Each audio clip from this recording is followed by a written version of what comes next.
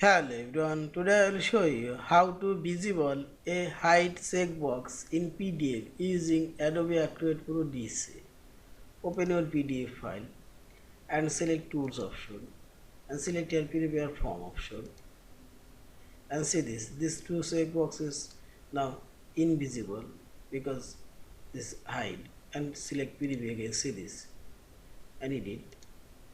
Now select this checkbox and select right button for properties. Select general option and select here hidden visible close. Also select this one and simply select here visible and close and preview and see this.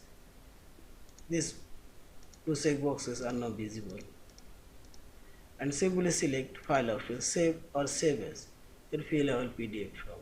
Yeah. Thank you for watching. Please subscribe, like, share and comments.